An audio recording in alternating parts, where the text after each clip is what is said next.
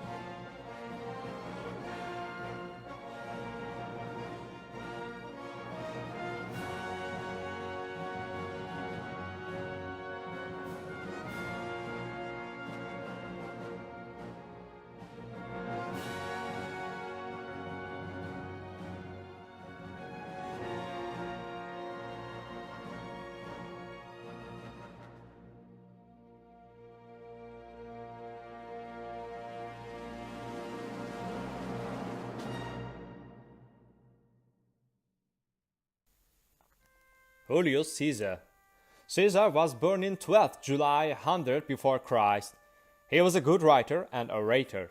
Julius Caesar is considered to be one of the most effective persons in history. His actions played an important role of Rome's becoming an empire. In his 90s, he received the sweet crown in the siege of Mytilene. In 70 before Christ, two men called Crassus, the suppressor of slave revolt led by Spartacus, and Pompey were the two consuls of Roman Republic, but they didn't like each other and they were in conflict. Caesar had good relations both of them and decided not to be one side and formed the first triumvirate in 60 before Christ. He became a consul of Rome in 59 before Christ with Bibulus, but they had a conflict in a law about distribution of public farmlands to the poor farmers. Caesar was supporting this law, and he was supported by Pompey and Crassus, so Bibulus had to step back. After Crassus' death, Pompey had conflicts with Caesar. In 50 before Christ, Pompey led the Senate and told Caesar that his proconsulship is over. After all these events, a civil war began because of the Caesar refusal. Caesar followed Pompey to fight to the Brindisium. Pompey escaped with the ships, therefore Caesar couldn't follow him. One of the biggest enemies of Caesar was Vercingetorix, who banded together Celtic tribes against Rome. Vercingetorix defeated Caesar in many battles. However, Julius Caesar surrounded Vercingetorix and his forces in Alesia. Romans built two walls of fortification, one to blockade the city and other to defend against the Gallic reinforcements that arrived. It was a tough war and ended up with Caesar's victory by Vercingetorix's surrender. Augustus Octavianus. Octavianus was born in 23 September 63 before Christ and adopted in 44 before Christ by Julius Caesar. After Caesar's assassination, as his heir, he formed the second triumvirate with Marcus Antonius and Marcus Lepidus. There was a conflict between Octavianus and Marcus Antonius. Marcus Antonius and Queen of Egypt Cleopatra married and formed an alliance against Rome. This was resulted a war between Rome and Egypt. The most important event happened in that war was Battle of Actium. In 2 September 31 before Christ, a naval battle resulted with Octavian's victory. Despite a victory at Alexandria on 31 July 30 before Christ, more of Antony's men deserted, leaving him with insufficient forces to fight Octavian. A slight success over Octavian's tired soldiers encouraged him to make a general attack, in which he was decisively beaten. Failing to escape on board on ship, He stabbed himself in the stomach upon mistakenly believing false rumors propagated by Cleopatra, herself claiming that she had committed suicide. He didn't die at once, and when he found out that Cleopatra was still alive, he insisted on being taken to the mausoleum in which she was hiding and died in her arms. She was shortly afterwards taken a poison or make herself beaten by a poisonous snake and died. After 4 years of war and victory, Octavianus gained his title Augustus, which means majestic. During his 40 years reign, Augustus nearly doubled the size of empire, adding territories in Europe and Asia Minor and securing alliances that gave him effective rule from Britain to India. Second Punic War. In 218 before Christ, Hannibal Barca captured the city of Saguntum.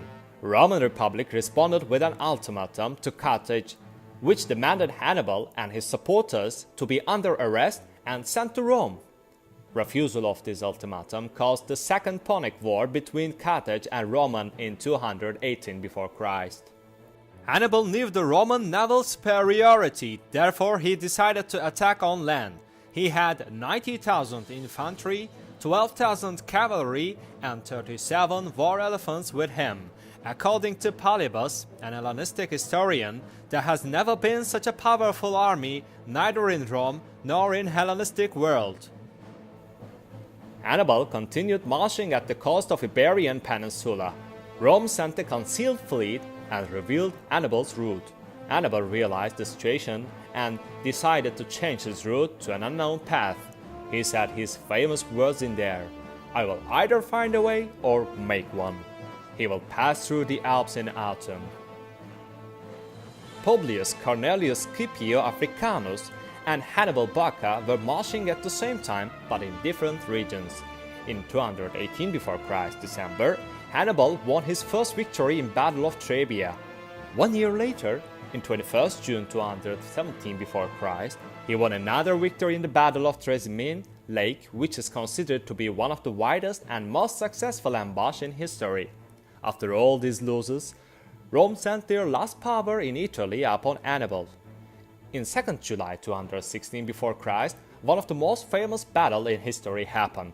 In the Battle of Cannae, Hannibal destroyed the Roman army and made the city of Rome become isolated.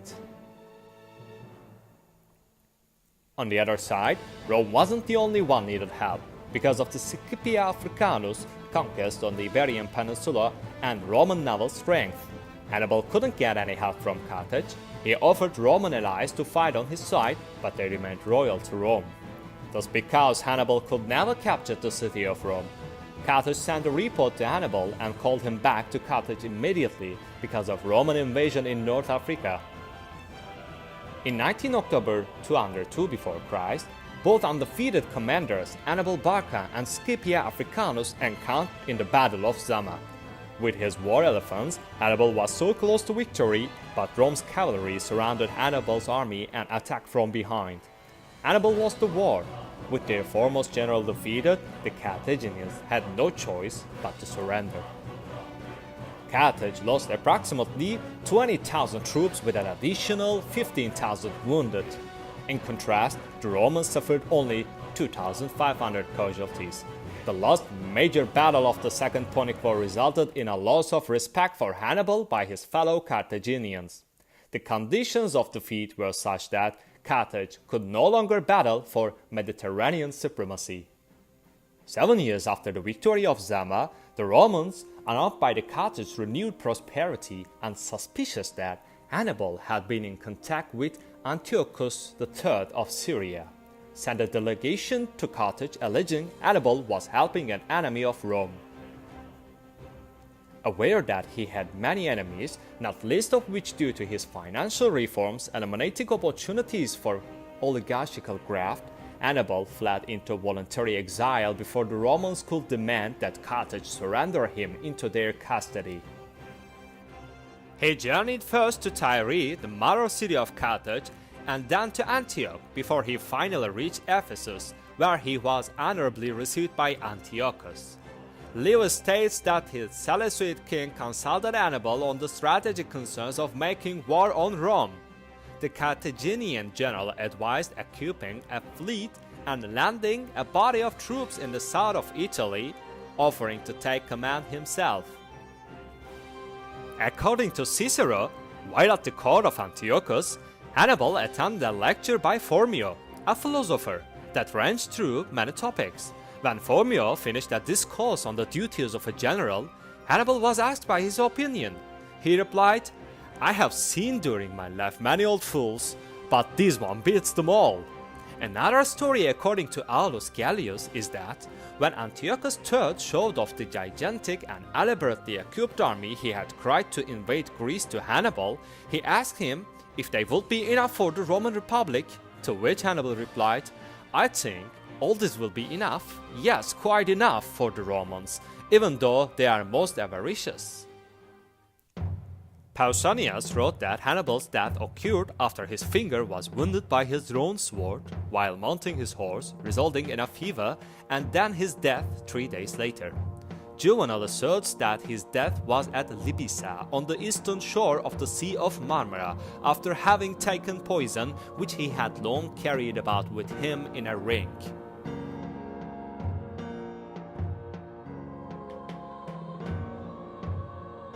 Before his death, he left behind a letter declaring, "Let us relieve the Romans from the anxiety they have so long experienced, since they think it tries their patience too much to wait for an old man's death."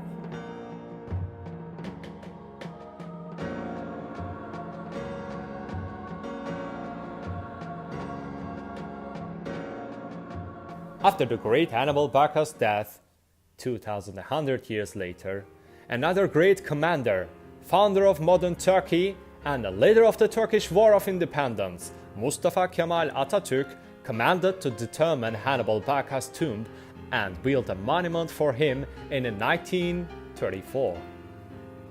Atatürk was inspired from lots of great commanders in history, and Hannibal had a special place for him.